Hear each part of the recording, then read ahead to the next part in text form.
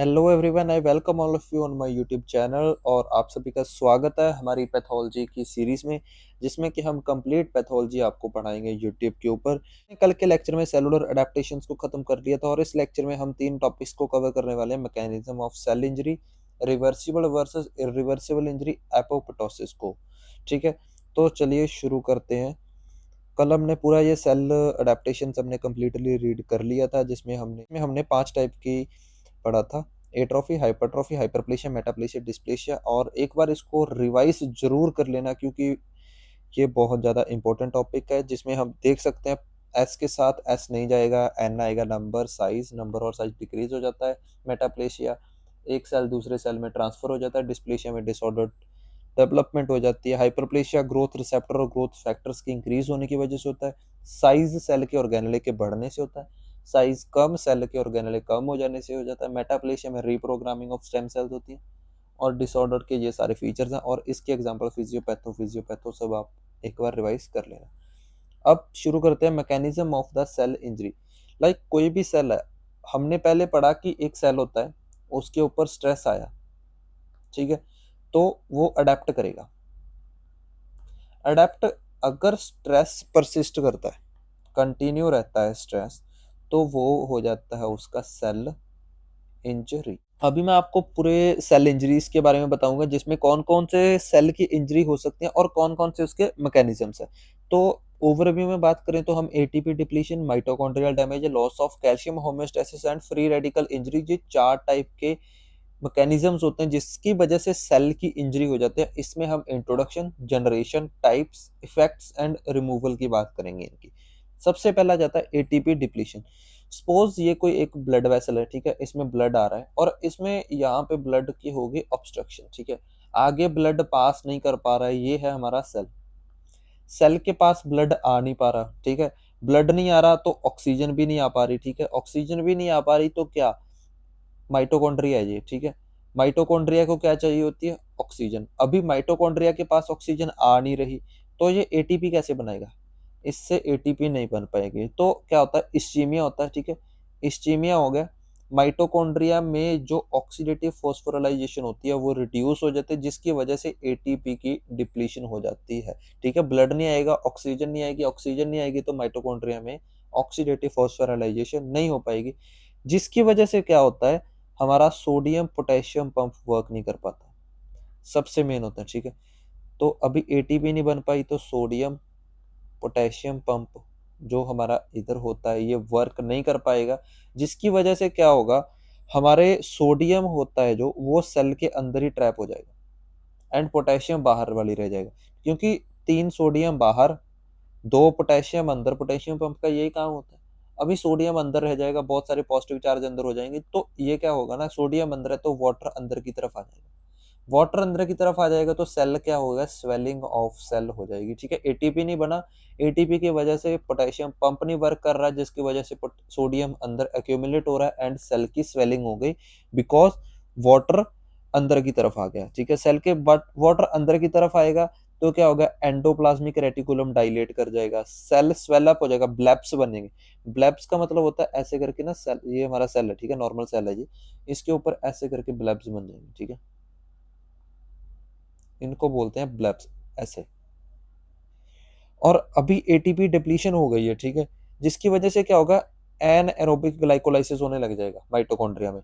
Oxidative phosphorylation तो कम हो गई है, ठीक है, सोडियम पोटेशियम पंप भी खराब हो गया, जिसकी वजह से क्या होगा, वाटर अंदर की तरफ आएगा, सोडियम अंदर रह जाएगा, तो सेलुलर स्वेलिंग और माइक्रोविलाई ब्लैप्स बन जाएंगे, लॉस ऑफ माइक्रोविलाई हो जाएगा, ब्लैप्स बन जाएंगे, ठीक है, सब कुछ हो जाएगा। अभी एनाएरोबिक ग्लाइकोलाइसिस भी शुरू हो जाएगी, ठीक है, क्योंकि एटीपी नहीं आ रहा है, एरोबिक नहीं हो रही, तो क्या, एनाएरोबिक शुरू कर देंगे, जिसकी वजह से होगा लैक्टिक एसिड की एक्युमुलेशन, ऑल्सो ग्लाइकोजन कम हो जाएगा। अभी मेन क्या है, लैक्टिक एसिड, ठीक है, लैक्टिक एसिड कम हो गया तो सेल की पीएच ड्रॉप कर जाएगी, पीएच ड्रॉप कर गई तो न्यूक्लियस की क्लम्पिंग हो जाएगी, ठीक है, एक चीज हमने ये पढ़ ली। और एक क्या होगा, लैक्टिक एसिड इंक्रीज करेगा, पीएच डिक्रीज करेगा, जिसकी वजह से हो जाएगा क्लम्पिंग ऑफ न्यूक्लियस, ठीक है। तो ये दो चीजें हो गई। एक क्या होता है, एटीपी डिप्लीशन हो गई तो क्या होगा, रफ एंडोप्लाज्मिक रेटिकुलम के ना राइबोसोम्स वो लॉस करने शुरू कर देगा, प्रोटीन सिंथेसिस कम हो जाएगी, जिसकी वजह से स्ट्रक्चरल प्रोटीन सेल के लॉस हो जाएंगे और सेल की डेथ हो सकती है। ठीक है, तो क्या 3 चीजें हमने पढ़ी है। एटीपी कम हुई, ठीक है, एटीपी डिक्रीज हुई, जिसकी वजह से क्या हुआ, सोडियम पोटेशियम पंप इनिबिट हो गए, जिसकी वजह से क्या हो गया, सोडियम अंदर की तरफ ट्रैप हो गया। ठीक है, सोडियम ट्रैप हो गया तो ब्लेब्स बन गए, माइक्रोविलाई लॉस हो गया, ईआर स्वेल अप हो गया। ठीक है, अभी एन एरोबिक चल जाएगी, वो एरोबिक नहीं चल रहा तो एन एरोबिक, जिसकी वजह से क्या होगा, लैक्टिक एसिड बनेगा, पीएच डिक्रीज हो जाएगा एंड क्लम्पिंग ऑफ न्यूक्लियस हो जाएगा। ठीक है, लास्ट वन रह जाता है जिसमें राइबोसोम्स रफ एंडोप्लाज्मिक रेटिकुलम से सेपरेट हो जाएंगे, लॉस ऑफ राइबोसोम्स हो जाएगा, प्रोटीन सिंथेसिस कम हो जाएगी। ठीक है, प्रोटीन सिंथेसिस डिक्रीज हो जाएगी, जिसकी वजह से सेल के स्ट्रक्चरल कंपोनेंट्स नहीं बन पाएंगे एंड सेल डेथ हो जाएगी। अभी सेकंड आ जाता है माइटोकॉन्ड्रियल डैमेज। ठीक है, माइटोकॉन्ड्रियल डैमेज में क्या होता है, देखो ये सेम चीज तो होगी ही होगी। ठीक है, माइटोकॉन्ड्रिया चाहे वो ऑक्सीडेटिव फॉस्फोराइलेशन नहीं कर पा रहा, चाहे उसका डैमेज हो गया, चाहे उसके पास ऑक्सीजन नहीं आ रही, वो तो सेम चीज होगी होगी।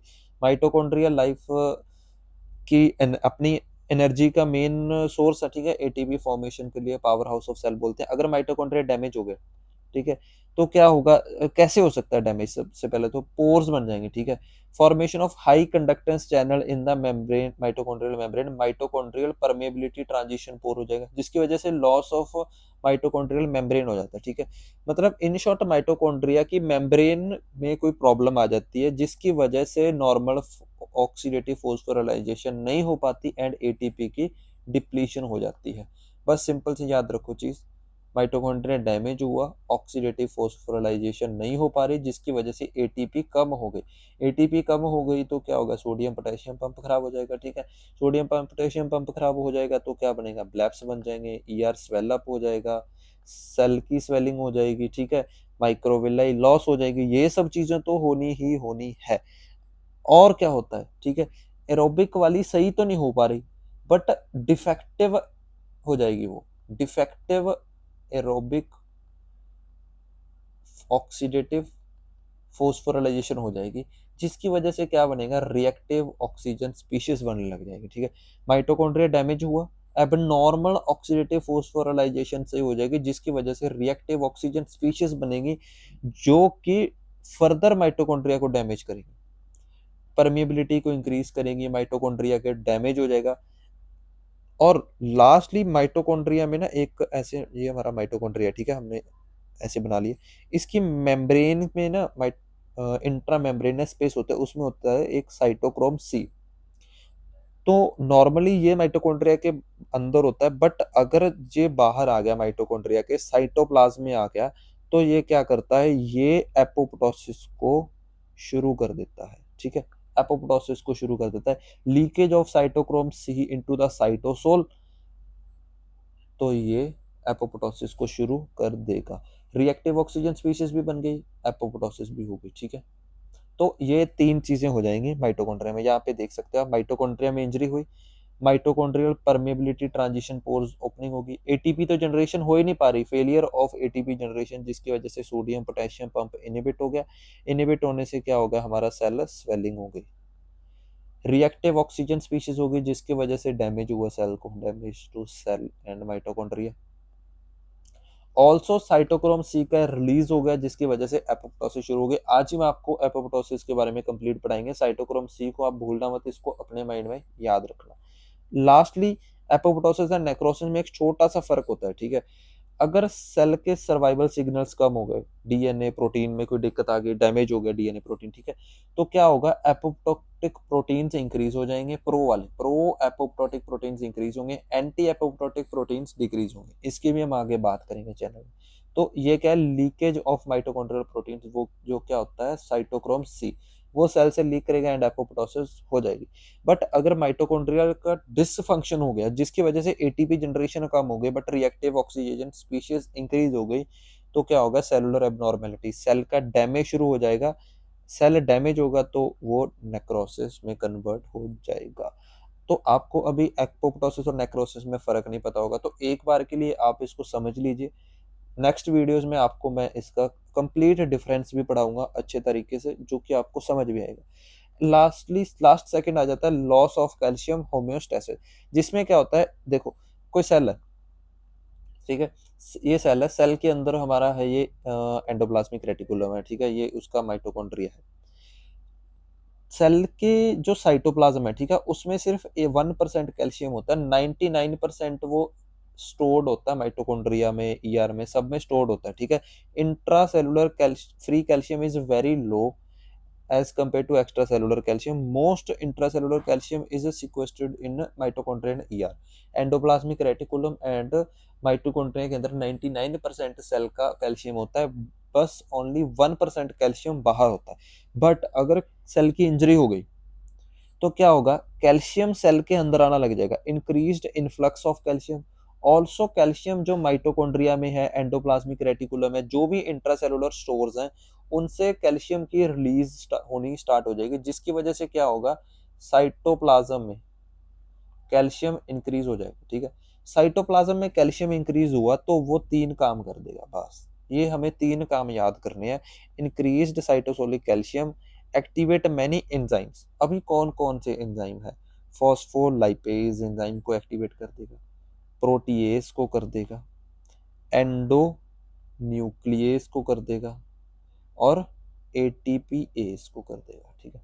फॉस्फोलाइपेज को कर दिया एक्टिवेट तो हमारी मेम्ब्रेन डैमेज हो जाएगी सेल की, प्रोटीएस को कर दिया तो प्रोटीन ब्रेक डाउन हो जाएंगे, एंडोन्यूक्लियस को कर दिया तो डीएनए ब्रेक डाउन हो जाएगा, एटीपीएस को कर दिया तो एटीपी डिप्लीशन हो जाएगा। अभी कैल्शियम ने इतना सब तो कर दिया, अभी सेल के पास तो क्या ही बचेगा, सेल बेचारा क्या होगा, वो चुपचाप अपनी मौत को प्यारा हो जाएगा, वो अपनी डेथ की तरफ भूलेगा। अभी लास्ट वन आ जाता है फ्री रेडिकल इंजरी, ठीक है। फ्री रेडिकल इंजरी में क्या होता है, नॉर्मली क्या होता है, हमारे जो फ्री रेडिकल होता है, ठीक है, वैसे बनता है हमारी बॉडी में, ऐसे नहीं है कि फ्री रेडिकल्स बनते नहीं है, बट वो बहुत ही थोड़े टाइम के लिए होते हैं और तभी के तभी डिस्ट्रॉय हो जाते हैं। अभी ऑक्सीजन होता है, ऑक्सीजन में एक पे वर्क करता है जेंथिन ऑक्सीडेज, उसको सुपर ऑक्साइड में कन्वर्ट कर देता है। अभी एंजाइम आता है सुपर ऑक्साइड डिसम्यूटेज, जो कि उसको हाइड्रोजन पर ऑक्साइड में कन्वर्ट कर देता है। अभी हाइड्रोजन पर ऑक्साइड हाइड्रोक्साइल रेडिकल में कन्वर्ट होता है, ठीक है, और इसको कन्वर्ट करने में हेल्प करता है फेंटोन्स रिएक्शन, जिसमें Fe3 पॉजिटिव होता है वो Fe2 पॉजिटिव में कन्वर्ट हो जाता है, और हमारा जो हाइड्रोजन पेरोक्साइड है वो हाइड्रोक्साइल रेडिकल में कन्वर्ट हो जाता है, जिसको हम आगे वाटर में कन्वर्ट कर लेते हैं कैटालेस की हेल्प से, ठीक है। तो अभी क्या होता है, अगर एसओडी में कहीं दिक्कत आ गई, कहीं फेंटन्स रिएक्शन में दिक्कत आ गई, कहीं कैटालेस में दिक्कत आ गई, तो क्या होगा, हमारे फ्री रेडिकल्स जनरेट होने शुरू हो जाएंगे। फ्री रेडिकल्स का क्या काम होता है, अभी हाइड्रोक्साइल फ्री रेडिकल सपोज हमारी बॉडी में रह गए, ठीक है, जनरेट हो गया, आगे ये डिस्ट्रॉय नहीं हो पाए, तो क्या करेगा, लिपिड परऑक्सीडेशन कर देगा। लिपिड परऑक्सीडेशन मेम्ब्रेन डैमेज हो जाएगी, सेल की मेम्ब्रेन ही डैमेज हो जाएगी, सारा उसके कंपोनेंट्स बाहर चले जाएंगे, प्रोटीन्स की मॉडिफिकेशन हो जाएगी, misfolding of proteins, break down हो जाएगा प्रोटीन्स का, ठीक है, डीएनए को डैमेज कर देगा, डीएनए में म्यूटेशंस हो जाएंगी। तो अभी ये सब चीजें हो गई हैं, तो अभी सेल तो कैसे रह पाएगा जिंदा है, ठीक है, सेल की डेथ हो जाएगी। अभी 3 टाइप्स होते हैं हमारे पास, super oxide, H2O2 and hydroxyl radical, और in iron is converted from ferrous to ferric, H2O2 को OH माइनस में कन्वर्ट कर देता है आयरन, ठीक है, इसको बोलते हैं फेंटन्स रिएक्शन। एक होती है हैबर वीज रिएक्शन, ठीक है, जिसमें क्या होता है, हम डायरेक्टली ऑक्सीजन होता है वो उसको OH माइनस में कन्वर्ट कर देता है, ठीक है।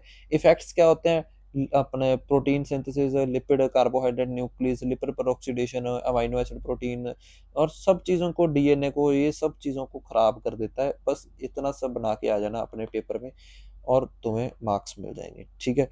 लास्ट वन आ जाता है, कौन कौन सी चीजें हैं हमारी बॉडी में जो फ्री रेडिकल से बचाती हैं, हमें रिमूवल करती हैं, ठीक है। स्कैवेंजर ऑफ फ्री रेडिकल, जिसमें आता है super oxide dismutase, glutathione peroxidase, catalase, ये 3 तो बहुत ज्यादा इंपॉर्टेंट है, ठीक है। विटामिन ई, विटामिन सी, ये यार ये तो नॉर्मल चीजें हैं, विटामिन सी की टैबलेट्स, विटामिन ई की टैबलेट्स आप लेते रहते हो हर रोज, ठीक है, कि और हमारे फ्री रेडिकल्स को ये हमें मतलब हम स्किन्स के लिए इनको यूज करते रहते हैं ताकि ये फ्री रेडिकल्स को डिस्ट्रॉय कर दे। अभी super oxide dismutase, glutathione peroxide, catalase, ये कैसे काम करते हैं आप इसको रीड कर लेना, बिकॉज वीडियो ज्यादा लंबी हो जाएगी वरना। तो हमने अभी कंप्लीट पढ़ लिया है, ठीक है, मैं फटाफट से आपको रिवाइज करवा देता हूँ। एटीपी डिप्लेशन कैसे होता है, एटीपी काम करना बंद कर गया तो क्या होगा, सोडियम पोटेशियम इनहिबिट हो जाएगा, ठीक है। ऑल्सो पीएच कम हो जाएगा, जिसकी वजह से क्लम्पिंग ऑफ न्यूक्लियस हो जाएगा। एंड लास्ट वन आ जाता है इसमें कि प्रोटीन सिंथेसिस हमारी डिक्रीज कर जाती है। माइटोकॉन्ड्रिया डैमेज हो गया तो ये सारी चीजें तो होनी ही होनी है, ठीक है। इसके एड ऑन में क्या हो जाता है, डिफेक्टिव हो जाता है, वो डिफेक्टिव ऑक्सीडेटिव फॉस्फोराइलेशन, जिसमें रिएक्टिव ऑक्सीजन स्पीशीज बनने लग जाती हैं, ठीक है। ऑल्सो लास्ट वन इसमें रहता है कि साइटोक्रोम सी, जो कि एपोप्टोसिस करवा देता है। कैल्शियम होमोस्टेसिस हमने 4 एंजाइम्स पढ़े हैं, ATPase, DNS, endonuclease and protein phospholipase, sorry phospholipase. Free radical injury में भी हमने लिपिड पर ऑक्सीडेशन पढ़ा है, ठीक है। मेम्ब्रेन डैमेज पढ़ी है, डीएनए की डैमेज पढ़ी है, प्रोटीन की मिसफोल्डिंग पढ़ी है, ठीक है। ये सब चीज़ें हमने पढ़ी है, फटाफट से हमने सारा कुछ रिवाइज भी कर लिया है। अभी सेकंड टॉपिक आ जाता है हमारा जो आज का है, जिसमें आ जाता है रिवर्सिबल वर्सेस इरिवर्सिबल इंजरी। बहुत इजी टॉपिक है, फटाफट से इसको खत्म करते हैं। रिवर्सिबल और इरिवर्सिबल में एक ही फर्क होता है, पॉइंट ऑफ नो रिटर्न। कोई सेल है, स्ट्रेस आई, ठीक है, कोई भी स्ट्रेस आई उसके ऊपर, एक्स स्ट्रेस है कोई, तो वो अडेप्ट करेगा, अडेप्ट करेगा तो उसको इंजरी हो जाएगी, ठीक है। इंजरी हो गई तो वो सबसे पहले जाएगा रिवर्सिबल में। रिवर्सिबल के बाद अगर वो फिर भी स्ट्रेस नहीं जा रहा तो वो इरिवर्सिबल में कन्वर्ट हो जाएगा, और ये इस पॉइंट को बोलते हैं पॉइंट ऑफ नो रिटर्न, ठीक है। इसमें हम introduction, diagrammatic representation, nuclear changes and also difference पढ़ेंगे। वही चीज़ आ गई, सेल है, स्ट्रेस है, उसके ऊपर पहले वो अडेप्ट करेगा, उसको इंजरी हो जाएगी, वो ठीक करने की फिर से कोशिश करेगा, बट अगर स्ट्रेस कंटिन्यू रहता है तो उसको रिवर्सिबल इंजरी हो जाएगी। उसके बाद अगर स्ट्रेस फिर कंटिन्यू रहता है तो वो हो जाएगा इरिवर्सिबल इंजरी में कन्वर्ट। अभी देखो ये है रिवर्सिबल वर्सेस इरिवर्सिबल में फर्क। सबसे पहले आप देखो इसमें रिवर्सिबल में क्या है, सेल बिल्कुल सही पड़ा है, मेम्ब्रेन इंटैक्ट है इसकी, ठीक है, मेम्ब्रेन इंटैक्ट है। इसकी मेम्ब्रेन क्या है, ब्रेक हो गई, ठीक है, मेम्ब्रेन की लाइसिस हुई पई है। Defect in the cell membrane, ठीक है, इसमें कहाँ लिखा हुआ है, इसमें लिखा नहीं हुआ आई थिंक, हाँ। और उसके बाद क्या होता है, इसमें ब्लैप्स बन रहे हैं, ठीक है, इसमें ब्लैब्स है, ठीक है। इसमें क्या है, डिफेक्ट्स हैं, और इसमें जनरलाइज्ड स्वेलिंग है। इसमें सेल क्या कर रहा है, स्वेल कर रहा है, इसमें सेल क्या कर रहा है, श्रिंक कर रहा है, ठीक है, सेल का साइज कम हो रहा है। और राइबोसोम्स का डिस्पर्शन हो रहा है रिवर्सिबल वाले में। ऑल्सो इसमें भी सेम ही होता है, राइबोसोम्स का डिस्पर्शन ही होता है, बट डिस्पर्शन कैसे होता है इसमें, रिवर्सिबल में एंडोप्लाज्मिक की स्वेलिंग की वजह से होता है, बट इरिवर्सिबल में लाइसिस होता है, एंडोप्लाज्मिक रेटिकुलम का लाइसिस होता है। इसमें माइटोकॉन्ड्रिया की स्वेलिंग होती है, इसमें माइटोकॉन्ड्रिया की स्वेलिंग होती है, बट इसमें स्मॉल डेंसिटी के साथ होती है, और इरिवर्सिबल में लार्ज डेंसिटीज के साथ होती है, ठीक है। ऑल्सो लाइजोसोम्स रिवर्सिबल वाली में ऑटोफेजी शो करते हैं, ठीक है, बट इसमें लाइजोसोम्स ऑटोलाइसिस शो करते हैं, वो खुद ही रप्चर हो जाते हैं, ठीक है। इसमें लाइसोसोम रिवर्सिबल में अपने आप को खा लेते हैं, बट इसमें वो रप्चर होकर सेल के सारे कंपोनेंट्स को खराब कर देते हैं। तो रिवर्सिबल में क्या पढ़ना है कि सेल मेम्ब्रेन इंटैक्ट है, स्वेल कर रही है, ब्लैप्स बन रहे हैं, एंडोप्लाज्मिक रेटिकुलम स्वेल कर रहा है, माइटोकॉन्ड्रिया स्वेल कर रहा है, और डिस्पर्शन ऑफ राइबोसोम्स हो रहे हैं, माइटोकॉन्ड्रिया में स्मॉल डेंसिटीज हैं, ऑटोफेजी ऑफ लाइसोसोम हो रहा है। बट इरिवर्सिबल में क्या है, ब्रेक, हमें सेल की मेम्ब्रेन है वो ब्रेक हो गया, पॉइंट्स पे डिफेक्ट्स मिल रहे हैं, श्रिंक कर गई है, एंडोप्लाज्मिक रेटिकुलम की लाइसिस हो गई है, और लार्ज डेंसिटीज मिल रही है माइटोकॉन्ड्रिया की स्वेलिंग में, और लाइसोसोम्स ऑटोलाइसिस शो कर रहे हैं, ठीक है। अभी इरिवर्सिबल इंजरी के न्यूक्लियस में ना एक चीज होता है, पिक्नोसिस, कैरियोरेक्सिस, कैरियोलाइसिस। ये सारे स्टूडेंट्स को बहुत ज्यादा कंफ्यूज करती है ये चीज। पिक्नोसिस क्या होता है, इसमें ना न्यूक्लियस हमारा श्रिंक कर जाता है, ठीक है, और बेसोफिलिया हो जाता है, ठीक है। बेसोफिलिया इसमें देख सकते हो, हमारा न्यूक्लियस वैसे नॉर्मल, इसका साइज हो गया कम, इसमें साइज कम हो गया, और ये ज्यादा बेसोफिलिक लग रहा है, इसमें थोड़ा सा कम लग रहा था, इसमें ज्यादा बेसोफिलिक लग रहा है। और कैरियोरेक्सिस होता है फ्रेगमेंटेशन, ठीक है, इसमें न्यूक्लियस की फ्रेगमेंटेशन हो जाएगी। कैरियोलाइसिस में क्या होता है, फेडिंग ऑफ बेसोफिलिया, बेसोफिलिया भी कम हो जाएगा। पहले condensation, fragmentation and loss of basophilia, ये होता है पिक्नोसिस, कैरियोरेक्सिस एंड कैरियोलाइसिस। अभी रिवर्सिबल रिवर्सिबल में हमने आपको अच्छे से फर्क बताई दिया, swell, intact, blebs, do not swell, disrupt. Endoplasmic reticulum swell करता है, इसमें लाइसिस हो जाती है। राइबोसोम्स रिवर्सिबल में डिस्पर्शन शो करते हैं, इसमें भी डिस्पर्शन हो जाती है। इसमें स्मॉल स्वेल करता है, इसमें भी स्वेल है, but small densities, large densities, autophagy, rupture, clumping of nucleus, and cell membrane intact, defect, pyknosis, karyorrhexis and karyolysis. ये हमारा हो गया सेकंड चैप्टर खत्म। और आज का लास्ट टॉपिक है हमारा apoptosis. Apoptosis most important topic है और इसमें आपको 5 मार्क 10 मार्क क्वेश्चन आपके पेपर ए में आपको पक्का मिलेगा ही मिलेगा। एपोप्टोसिस को ऑल्सो हम बोलते हैं प्रोग्राम्ड सेल डेथ, ठीक है। प्रोग्राम्ड सेल डेथ हम बात करेंगे। अभी नेक्रोसिस में क्या होता है ना, मर्डर होता है। एपोप्टोसिस में क्या होता है, सुसाइड होता है सेल का, ठीक है। प्रोग्राम्ड सेल डेथ मतलब यार वो सेल खुद ही सुसाइड कर जाएगा जब उसका काम खत्म हो गया। जैसे स्पर्म है, उसका वो सब अपने 3 डेज तक, आई थिंक 72 आवर्स तक जिंदा रहते हैं, उसके बाद वो मर जाते हैं। और ओवा भी ऐसे ही होता है, ओवा की भी डेथ हो जाती है। हमारे एंडोमेट्रियम होती है फीमेल्स की, जो उसकी भी डेथ हो जाती है और सेल्स अपने आप एपोप्टोसिस में चले जाते हैं, ठीक है।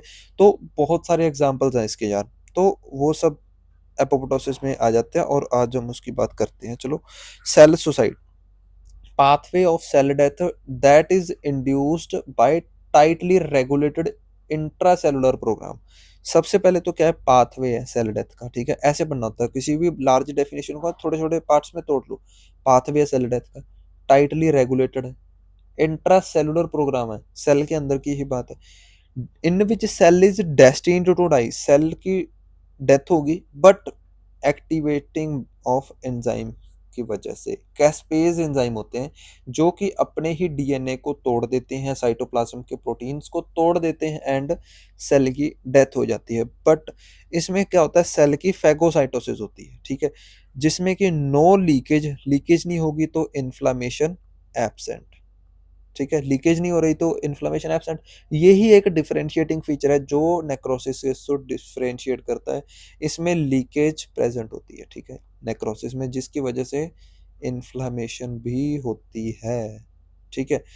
तो इसमें लीकेज नहीं है, इन्फ्लेमेशन भी नहीं है। तो अभी हमारा डेफिनेशन हो गया, pathway of cell death which is tightly regulated intracellular program in which cell is destined to die by activating caspases in which cell degrades its own DNA material and cytoplasmic proteins. Cells are phagocytes, not no leakage and no inflammation। Apoptosis के कुछ के examples की बात करें physiologically, देखो, जब हम embryonic life में होते हैं तो हमारे हैंड्स कंप्लीटली डेवलप्ड नहीं होते, ठीक है। हैंड्स की डिजिट्स बनने के लिए यहाँ तक ये ना एपोप्टोसिस होते सेल्स की, ठीक है, तभी ऐसे करके हमारे डिजिट्स बन जाते हैं हैंड्स के, तो embryogenesis. Elimination of potentially self reacting lymphocytes, जो लिम्फोसाइट्स हमारी बॉडी को सेल्स को डिस्ट्रॉय कर सकते हैं, ऑटो एंटीबॉडीज, तो उनको ऐसे ही खत्म किया जाता है हमारी बॉडी में। ट्यूमर सेल्स जो केमोथेरेपी कीमोथेरेपेटिक एजेंट्स होते हैं, वो भी ऐसे ही वर्क करते हैं। Depletion of CD4 and T cells in AIDS, AIDS में भी सेम यही प्रोसेस होता है, ठीक है। अभी हम मैकेनिज्म की बात करेंगे, थोड़ा सा कंफ्यूजिंग है बट जैसे जैसे मैं बताता जाऊंगा वैसे वैसे करते जाओगे तो आपको बहुत ज़्यादा इजी हो जाएगा ये। सबसे पहले तो मैकेनिज्म में दो पाथवे आते हैं, extrinsic pathway and intrinsic pathway, ठीक है। दो पाथवे से हमारा एक्टिवेट हो सकता है एपोप्टोसिस का वर्क। तो हम दोनों पढ़ेंगे कि दोनों इकट्ठे होते हैं, ठीक है। एक्सट्रिंसिक पाथवे, इंट्रिंसिक पाथवे, दोनों में है इनिशिएशन एग्जीक्यूशन, इनिशिएशन एग्जीक्यूशन। अभी आप बोलोगे कि यार दो ये हो गए, दो दो आगे हो गए, ऐसे तो चार चीजें पढ़नी पड़ेंगी। नहीं, एग्जीक्यूशन है जो दोनों का वो सेम है, ठीक है, दोनों का एग्जीक्यूशन सेम है। इनिशिएशन थोड़ा सा डिफरेंट है, बस एक चीज याद रखना, ABCD में ई पहले आता है, आई बाद में आता है। तो ई के साथ 8 जाएगा, ई के इनिशिएशन के साथ, और आई के इनिशिएशन के साथ जाएगा 9, ठीक है। आगे बताऊंगा इसका क्या काम है। एक्सट्रिंसिक पाथवे के इनिशिएशन फेज की बात करेंगे हम, ठीक है। एक्सट्रिंसिक पाथवे के इनिशिएशन फेज, ये ना इनिशिएटेड थ्रू स्पेसिफिक रिसेप्टर। इसमें ना स्पेसिफिक रिसेप्टर्स होते हैं जिसको हम बोलते हैं डेथ रिसेप्टर्स, जो कि दो टाइप के होते हैं, फास एंड TNF। ये दो रिसेप्टर ऐसे हैं जो कि अगर इकट्ठे होते हैं, तीन तीन के पेयर में आते हैं, तो हमारे सेल की एपोप्टोसिस को ये शुरू कर सकते हैं। सबसे पहले हम फास्ट रिसेप्टर की पढ़ते हैं, इसको बोलते हैं डेथ रिसेप्टर भी। फास्ट रिसेप्टर क्या होता है, फास्ट रिसेप्टर के ऊपर ये ना सिंगल सिंगल होते हैं पहले, ठीक है, अलग अलग दूर दूर पड़ते हैं। जब फास्ट का लाइगेंड आता है, fast protein CD95 binds with multiple fast receptor come together, cytoplasmic death domain called FADD is formed, FADD form हो जाता है, ठीक है। अभी मैं बताता हूँ, ठीक है। ये जो होते हैं फास्ट रिसेप्टर होते हैं, इनको CD95 भी बोलते हैं, ये अलग-अलग पड़े होते हैं। जब फास्ट का लिगैंड आएगा, वो एक से बाइंड करेगा तो 3 कंबाइन हो जाएँगे, साथ वाले 2 भी आ जाएँगे और ये ट्रिपलेट बना लेंगे।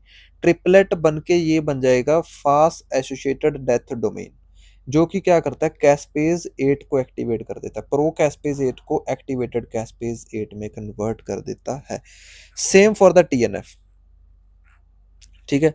टीएनएफ का भी ऐसा ही होता है, बस फास्ट की जगह टीएनएफ लगा देना। जहाँ पे टीएनएफ लिगैंड आएगा, टीएनएफ लिगैंड बाइंड करेगा तो वो क्या बनाएगा T A D D TNF associated death domain बनाता है। आई थिंक मैं मे बी रॉन्ग भी हो सकता हूँ इस पे, क्योंकि मेरे अभी याद नहीं है ये अच्छे से। तो वो भी सेम करता है, प्रो कैस्पेज 8 को एक्टिवेट कर देता है कैस्पेज 8 में, ठीक है? तो इनिशिएशन के एग्जीक्यूशन में 2 रिसेप्टर्स होते हैं, फास्ट एंड टीएनएफ, जो कि तीनों इकट्ठे होके ट्रिपलेट बना के अपने कैस्पेज 8 को एक्टिवेट कर देते हैं। अभी इंट्रिंसिक पाथवे का इनिशिएशन मैंने बताया था कि माइटोकॉन्ड्रिया होता है, ठीक है? माइटोकॉन्ड्रिया के यहाँ पे इंटरमेम्ब्रेनस स्पेस में होता है साइटोक्रोम सी, और मैंने बोला था आगे इसको हम पढ़ेंगे, ठीक है? अभी इनिशिएशन फेज में क्या होता है, अगर डीएनए डैमेज हो गया, ठीक है? ये था हमारा डीएनए, डीएनए डैमेज हो गया, तो ये क्या करेगा ना, अभी जो यहाँ पे साइटोक्रोम सी ने बाहर आना होता है, इसमें 2 टाइप के होते हैं, प्रोटीन्स होते हैं, जहाँ पे गार्ड्स बोल सकते हैं हम उनको, जिनको बोलते हैं हम एंटी एपोप्टोटिक मॉलिक्यूल्स, ठीक है? एपोप्टोटिक मॉलिक्यूल्स होते हैं जो कि एपोप्टोसिस को प्रिवेंट करता है, साइटोक्रोम सी को यहीं पकड़ के रखते हैं कि भाई तू माइटोकॉन्ड्रिया से बाहर नहीं जाएगा। तो वो होते हैं BCL2, BCLX, MCL1। जब डीएनए ने सिग्नल दे दिया, डीएनए का जहां से डीएनए से सिग्नल गया इधर कि भाई डीएनए डैमेज हो गया, तो क्या करेंगे हम, एंटी एपोप्टोटिक प्रोटीन्स को हम रिप्लेस कर देंगे प्रो एपोप्टोटिक प्रोटीन से, जिसमें बाक्स बिम बैड। अगर ये आ गए, इनके तो नाम से लग रहा है भाई ये सारे बैड हैं, अच्छे लोग नहीं है ये क्या करेंगे, ये साइटोक्रोम सी को बाहर भेज देंगे, ठीक है? साइटोक्रोम सी बाहर जाएगा तो एपोप्टोसिस हमारी शुरू हो जाएगी। अभी क्या होता है, जब साइटोक्रोम सी बाहर आ जाता है, ठीक है, BCL2, BCLX, MCL1 ये रिप्लेस हो जाता है बाक बिम बैड के, तो क्या होता है, प्रोकैस्पेस 9 मैंने बोला था ना, 9 इंटरेसिंग के लिए याद रखना, 8 करना उसके लिए एक्सटेंसिव के लिए, तो 8 हो गए। अभी आता है 9, प्रोकैस्पेस 9 होता है, तो ये ना अपाफ 1 के साथ होता है। अपाफ 1 इसका भाई है प्रोकैस्पेस 9 का, ये इसको पकड़ के रखता है, अपाफ 1 प्लस 9 वाला। अभी साइटोक्रोम सी क्या करता है ना, अपाफ 1 को बहला फुसला के अपने साथ ले जाता है, 9 वाले अपना ये साइटोक्रोम सी है जो, ये अपाफ 1 को ले गया। अभी ये 9 रह गया अकेला, तो ये क्या हो जाएगा, ये एक्टिवेट हो जाएगा, ठीक है? और इससे होता है एक्टिवेशन, ये अपाफ 1 प्रोकैस्पेस 9 को धोखा दे जाता है, वो साइटोक्रोम सी के साथ भाग जाता है, जिसकी वजह से वो एक्टिवेट हो जाता है। अभी देखो एक्सट्रिंसिक पाथवे ने क्या कर दिया, 8 को एक्टिवेट कर दिया, इंट्रिंसिक पाथवे ने क्या कर दिया, 9 को एक्टिवेट कर दिया। अभी दोनों में से कोई भी एक्टिवेट हो जाए, वो क्या करेगा, वो एक्टिवेट कर देगा कैस्पेस 369 को, जो कि सिक्वेंशियली ऑल अदर कैस्पेस को एक्टिवेट कर देंगे, एंड हमारे साइटोस्केलेटल न्यूक्लियर मैट्रिक्स प्रोटीन सब कुछ डिजेनरेट कर देंगे, कैस्पेस क्लीव कर देंगे, एल सेल की डेथ हो जाएगी, ठीक है? अभी एक वर्ड आता है एफिरोसाइटोसिस, उससे पहले आप एक बार कमेंट करके मेरे को बता दीजिए कि आपको अच्छे से ये चीज़ समझ आ गई है, एपोप्टोसिस, रिवर्सिबल, इरिवर्सिबल, जो कि टॉपिक्स आपको बहुत ज़्यादा डिफिकल्ट लगता था एपोप्टोसिस, आज आपको वो इजी लग रहा है या नहीं लग रहा? एफिरोसाइटोसिस क्या होता है, immunologically silent clearance of apoptotic cells by professional and non professional phagocytes. अभी क्या होता है, किसी भी सेल को कैसे पता चलता है कि मुझे इसी का ही एपोप्टोसिस करनी है, ठीक है? लाइक एपोप्टोसिस हो रही है तो फैगोसाइट आएगा ना, अभी फैगोसाइट ने भी मुझे इसी सेल को इनगल्फ करना है। तो नॉर्मली क्या होता है, सेल के ऊपर ना एक होता है कि फॉस्फेटिडाइल सेरीन, वो अंदर की तरफ होते हैं सेल के, बट अगर कोई सेल एपोप्टोसिस में जा रहा है तो उसके वो बाहर वाली साइड आ जाएगा, ठीक है? अभी फॉस्फेटिडाइल सेरीन बाहर की तरफ आ गया, तो वो फैगोसाइट उसको चेक कर लेगा कि अच्छा इसमें हुआ हुआ है, तो सेल खुद ही कह रहा है ईट मी। तो अभी अगर ये फॉस्फेटिडिलसेरीन सेल के बाहर हमें दिखेंगे तो फैगोसाइट उसको इनगल्फ कर लेगा और सेल को कंप्लीटली विदाउट लीकिंग एपोप्टोसिस में खत्म कर देगा।